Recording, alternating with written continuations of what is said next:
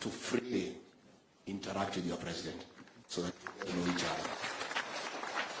For those of us who have worked with him for so many years, he's a decent guy.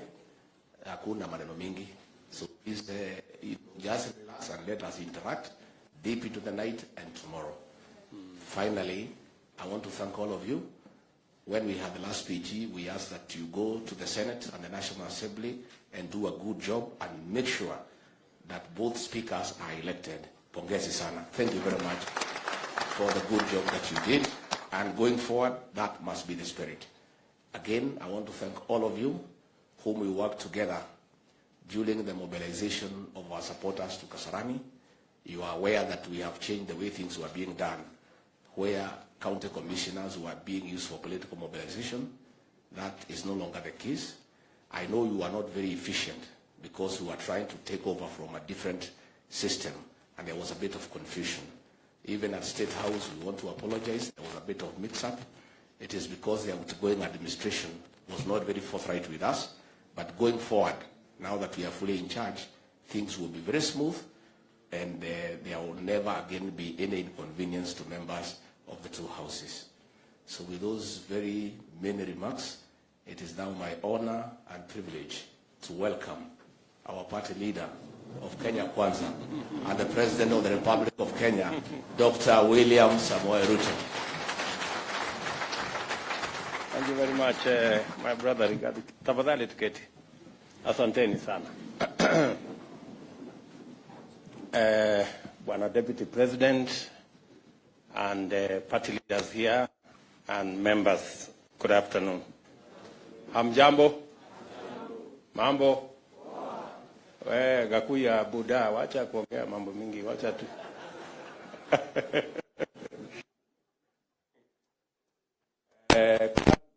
Mimi nataka nichukue nafasi hii niwashukuru sana kwa kuchukua muda wenu so that you can come to this retreat. Wakati tuliongea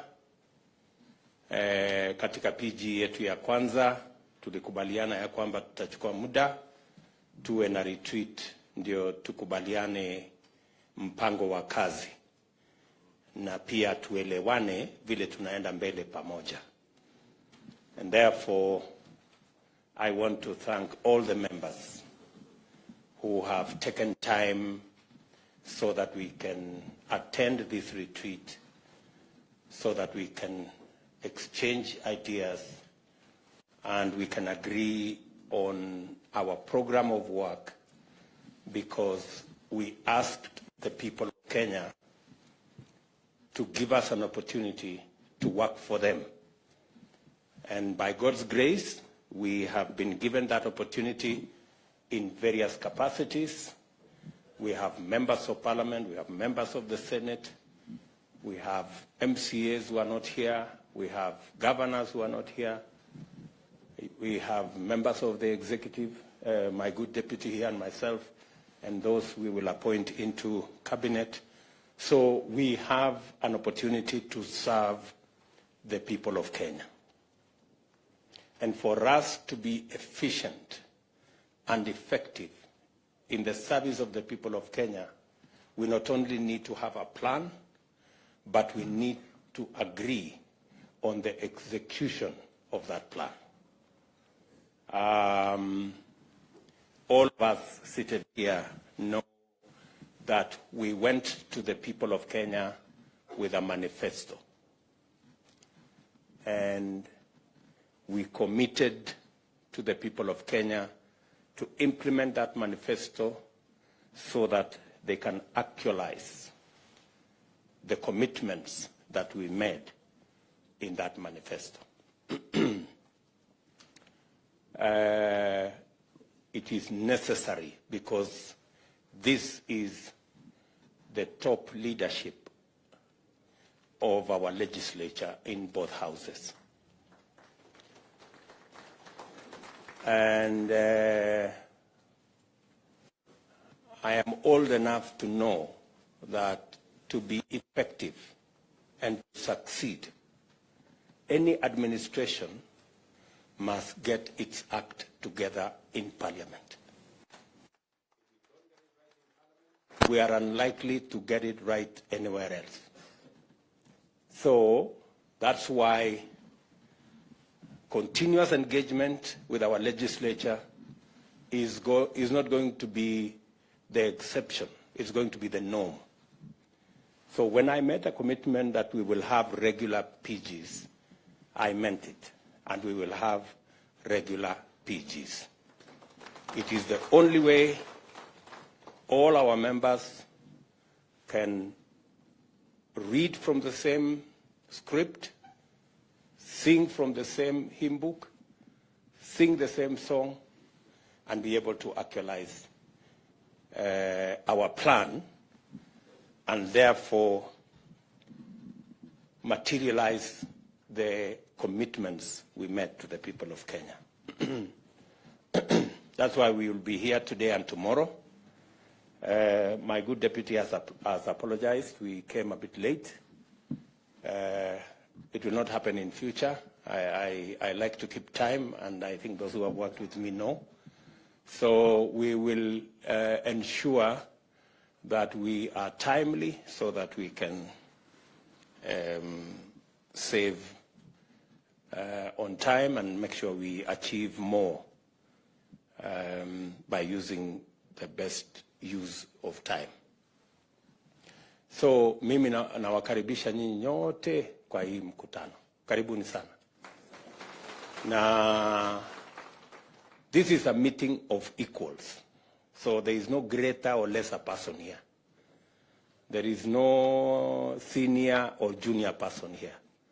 We are all elected by the people of Kenya. We have a mandate from the people of Kenya, and we should talk freely. Let us be patient with one another. There are those people who talk fast. There are those who talk slowly. Let us accommodate each other. That is the essence of a team. A team is organized. Otherwise, we will not get the synergy that is necessary for us to implement our plan. Before I say one or two things, let me just ask the people who are MCAs before they became members of parliament, the bottom-up people. I know they are. The people who are MCAs and they graduated and became members of parliament. Ebu simameni. Wow, look at that. Look at that. Wapige makofi. Pongezi sana. You can see bottom-up works. Asanteni sana waheshimiwa. The people who are being elected for the first time as members of parliament, first timers, wale watu wa the monos as we would call them. Wow, that's quite a, that looks like what? 40%? 50%? No, 40. 40%. Asante sana. The second termers, the people in Form 2. Wow, quite a number. Tuwapigie makofi tena, the second termers. Asante sana. Edeni chini. Kawanjiko, wewe uko Form 2 kweli?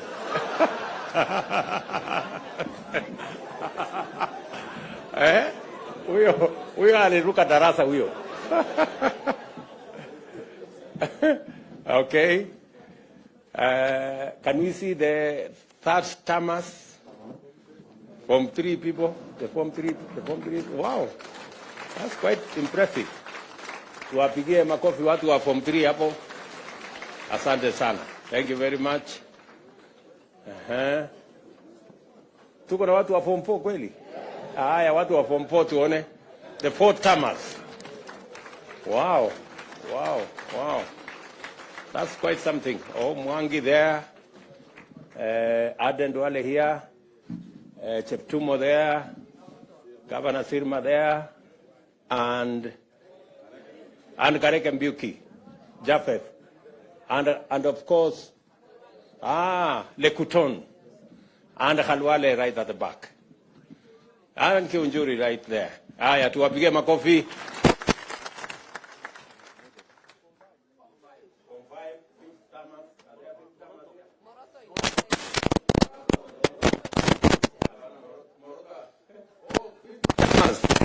Wow, we have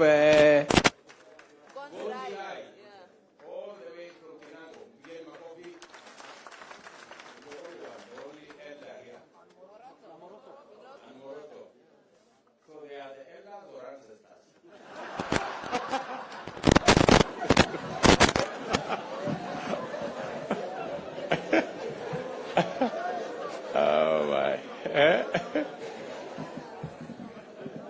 Okay. So I think that gives us the framework of our. You can see we're quite a mixed group. We have all manner of people. So why I did that is I wanted for all of us to know that there is something we can learn from the younger ones. But there is something also we can learn from the seniors. I want to ask the seniors who are here, let us take time and mentor the newcomers. Let us make it our responsibility. Don't monolize anybody. Don't harass the younger ones. And please be useful. You know, show them how CDF works. Show them how committees work. Don't assume. Don't take it for granted that people know how to do stuff. Tomorrow we are also going to have a session to show you a bit of etiquette. We want to show you how to hold, what to do, because sometimes we get embarrassed when senior people don't even know how to hold a spoon or how to hold a fork. So tomorrow we'll take time because we want to mentor everybody. And some people take things for granted. Mnanielewa? So tutapangana namna hivyo. Hiyo ni number one. Number two, it is very important for us to have a meeting so that so that we can agree on the plan we have. This PG is for us to interrogate our party manifesto, the Kenya Kwanza manifesto, because that is the basis upon which we were elected. We made commitments to the people of Kenya.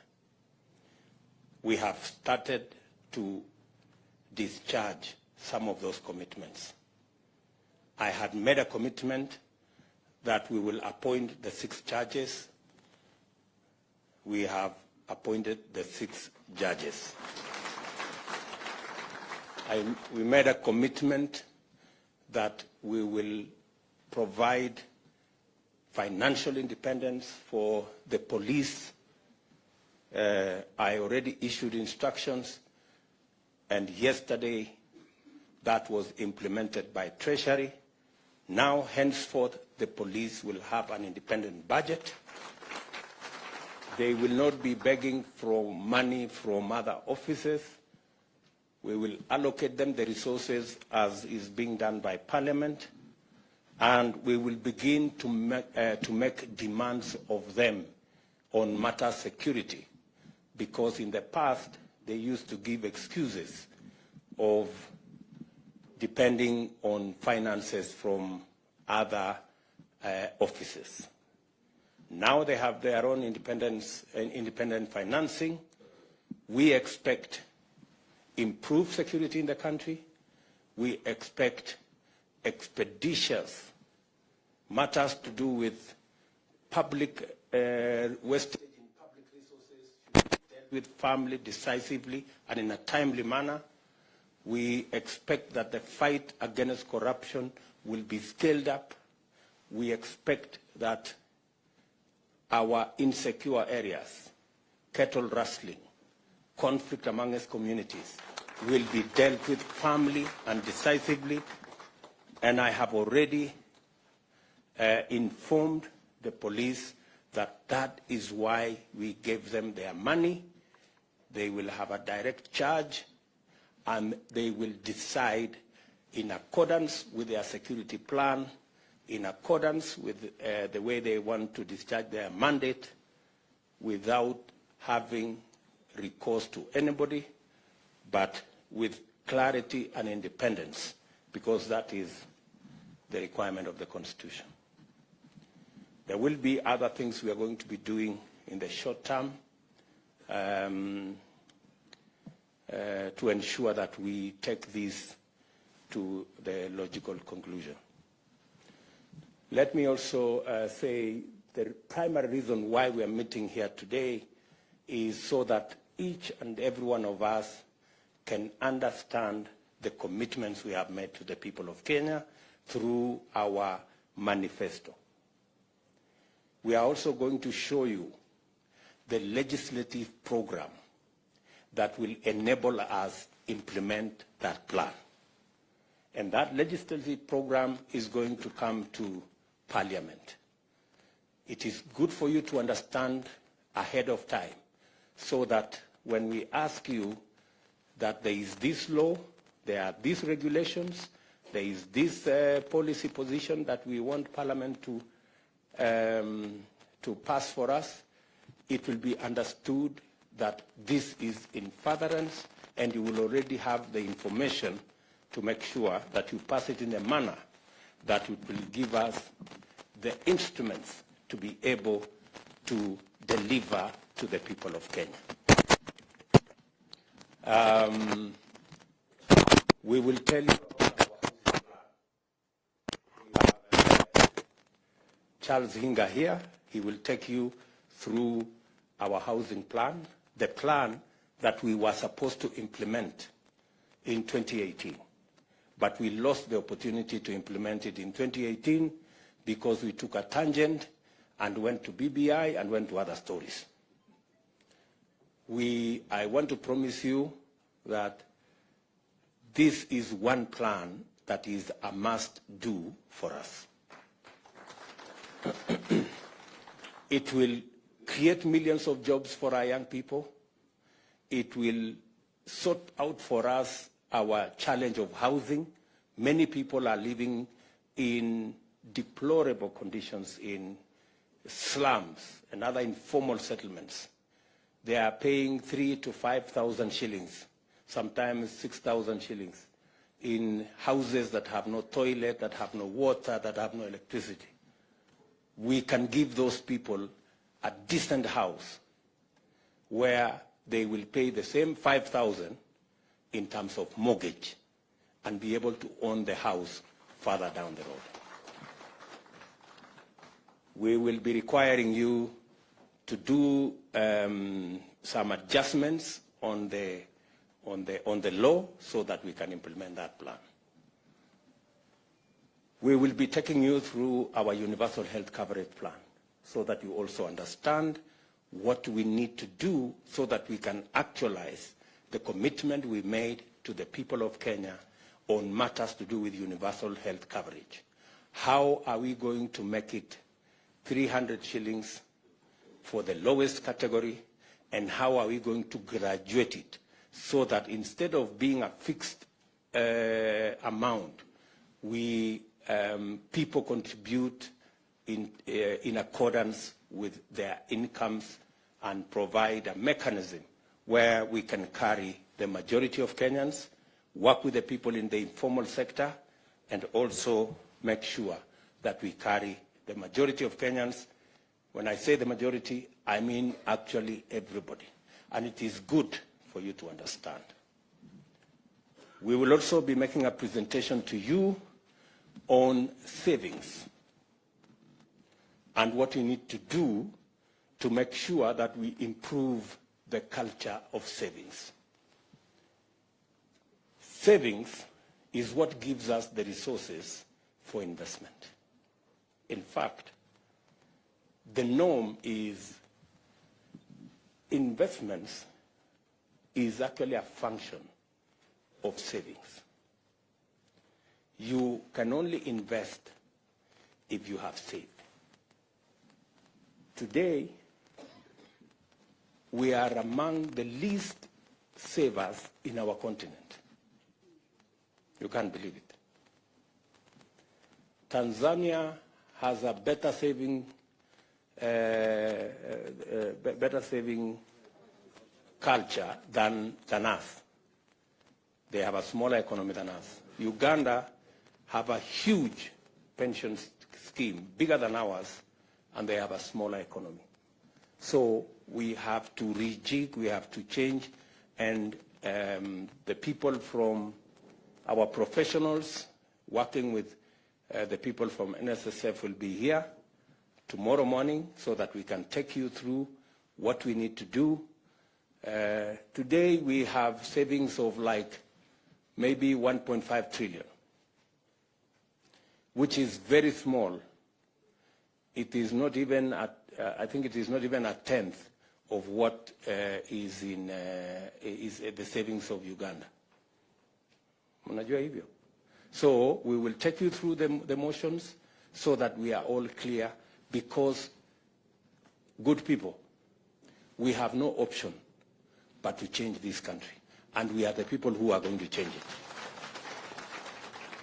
We are going to take you through our agriculture plan so that we also agree on the interventions that are necessary.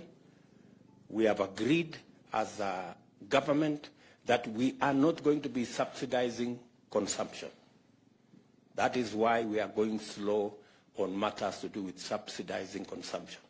We are going to work and support producers. That way, even if we are intervening at that level, it gives us a bigger leverage. Let me give you an example. The UNGA subsidy that was done, I was being briefed by the Ministry of Agriculture. The UNGA subsidy, for 1 month, the taxpayer was asked to give 7 billion for 1 month. Ile unga ya 100, which was nowhere in the first place. Very few people got to ever, yet we spend 7 billion shillings. If we had spent 7 billion shillings in fertilizer, it would be a very different ballgame. We would probably, because, for example, we are intervening, as I announced the other day, we are intervening on fertilizer for the short range, 1.4 million bags. We are intervening for tea fertilizer. That's another 1.7 million bags for KTDA. It is costing us less than the subsidy of UNGA that is for 1 month. And yet the subsidy we are providing is going to reach close to 500,000 farmers. That's the difference. So it is not how much money you spend. It is where do you spend money so that you get value for every coin that you spend. So we will be discussing our agriculture plan tomorrow so that you can understand, and so that when it comes to Parliament, you know where to allocate resources that will go into helping our producers. We will be discussing with you all the other categories of our plan so that we can measure up to what the people of Kenya want. Let me tell you this.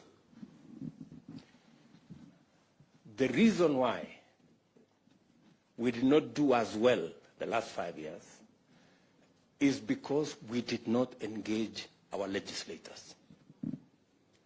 Our legislators knew very little about our plan. That is how we failed. And that is why we must start here. You people must understand. You must be the champions. You must be the people to explain so that this plan can succeed. Tunaelewana jameni? So, mimi nawauliza, let's be patient. I know sometimes people have phones, they are sending messages left, right, and center. But let's be just patient so that we can go through these motions. Finally, we will be talking about katikati. Let us also agree that Parliament is an important stage. I want to tell you as members, Parliament is a premium platform. Very many people try so hard to get to Parliament. So take advantage of that premium stage. Out of 50 million Kenyans, we have only 349 in National Assembly and 67 in the Senate. Consider yourself privileged to access the stage in Parliament and make use of it. It can make your career, it can unmake your career, the way you use the floor of the House. There is the temptation when you come to Parliament to chase this, chase that, chase the other, until it is reported that you are a no-show in Parliament. Unajua kuna watu wanaandikwa ati hawajawahi kuzungumza kwa bunge. Please, nataka niwaombe. You know? Why do you look for a premium stage and then you have scorned? You do nothing with it. Kwa sababu Parliament sio mahali ya kuuza viazi ama kufanya. Parliament ni mahali ya kuongea mambo ya wananchi. To articulate issues that are important to your constituents, issues that are important to your party, issues that will shape the future and destiny of our country. And that is the stage you have. It's a premium stage. It is not, it's not a stage that anybody can walk in and have.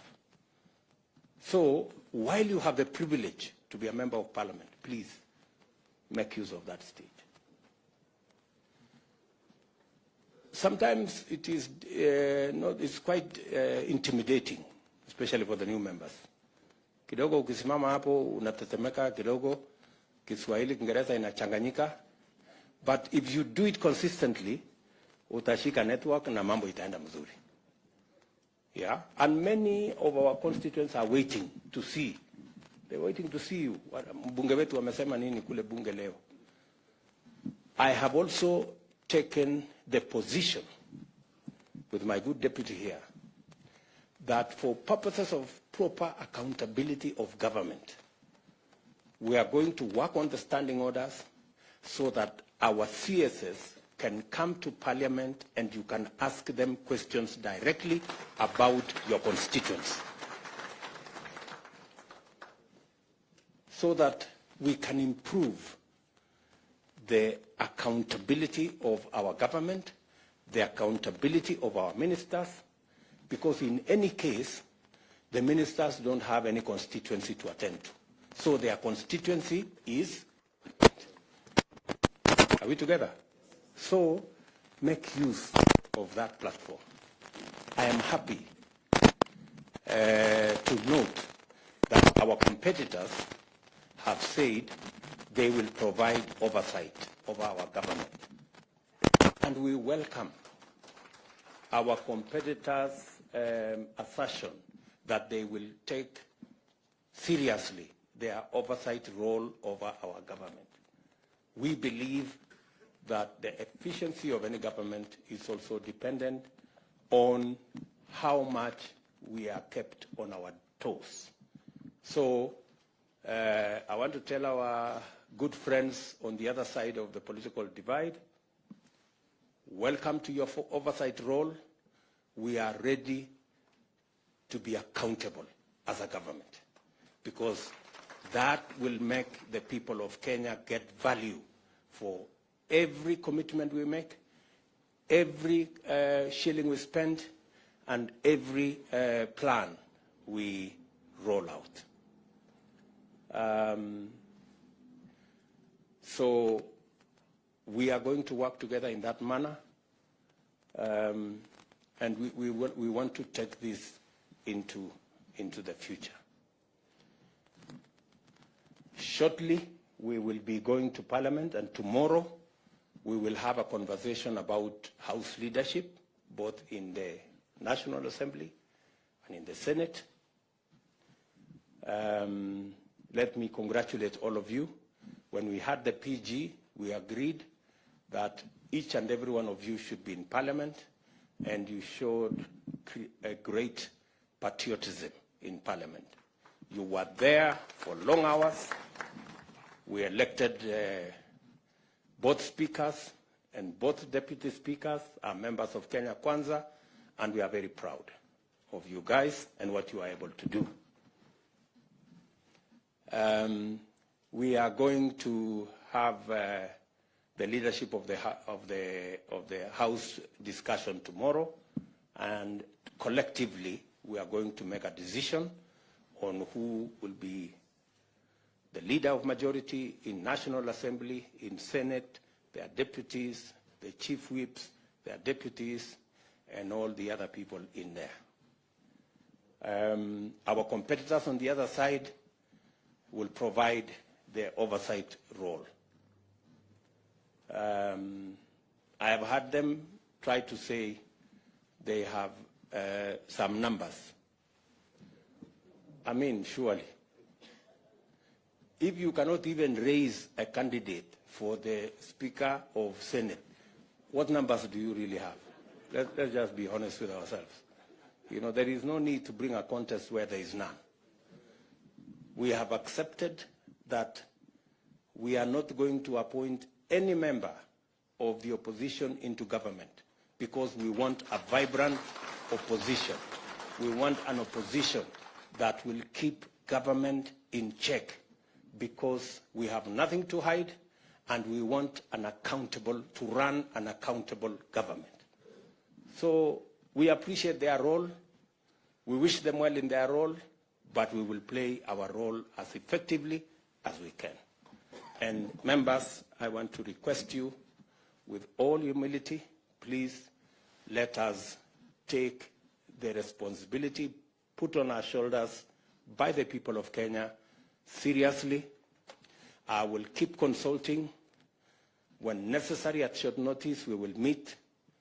We will have regular PGs so that we can all read from the same script and do the job for which the people of Kenya elected us.